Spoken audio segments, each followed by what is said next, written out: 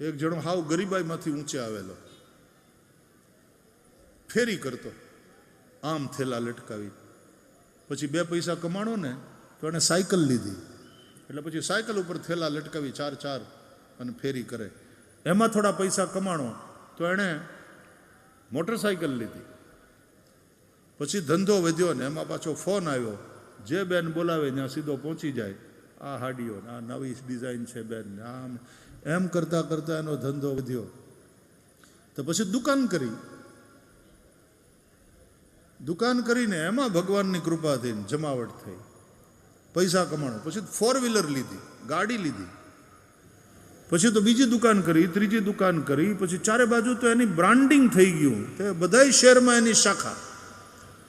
અને જે પૈસા કમાણો પછી તો બધે જગ્યાએ જવા માટે પોગી ન વળે તો એરોપ્લેનમાં જ જાય, એરોપ્લેનમાં ઉડવા માંડ્યો.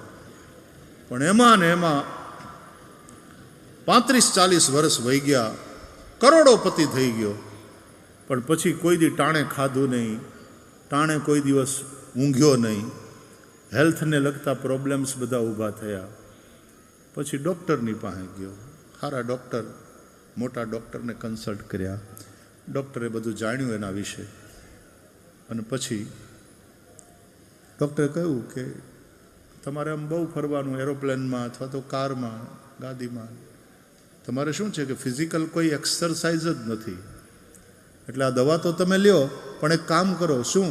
તો તમારી પાસે પૈસા છે, આટલો મોટો બંગલો છે, એની અંદર ઓલી કસરતવાળી એક સાયકલ વસાવી લ્યો અને સાયકલ હલાવો રોજ 1 કલાક. બોલ્યો કે હું ત્યાંથી તો ચાલુ થયો હતો,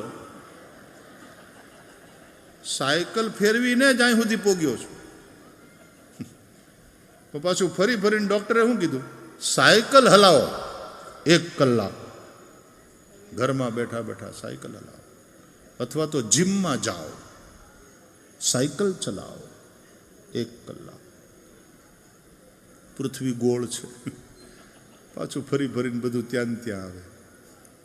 इसलिए सम्यक संतुलित जीवन, सम्यक आहार, सम्यक विहार, सम्यक जागरण, सम्यक स्वपन.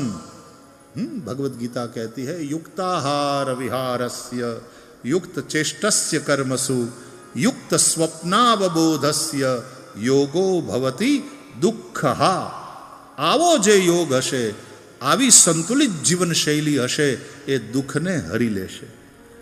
બધા જ પ્રકારના દુઃખનું હરણ કરનાર એ છે. તમને માનસિક શાંતિ હશે, તમારું શરીર સ્વસ્થ હશે. એટલા માટે કહે છે પહેલું સુખ તે જાતે નર્યા, પહેલા સુખ નિરોગી કાયા, દૂસરા સુખ ઘર મેં માયા. પણ હેલ્થના ભોગે આપણે માયા ભેગી કરીએ, પછી માયાથી પાછી હેલ્થ ખરીદી શકાતી નથી. માયાથી પાછી આયુષ જે જતી રહી એ પાછી મેળવી શકાતી નથી. પૈસો ત્યાં ટૂંકો પડે. એટલે બધું સમ્યક હોય,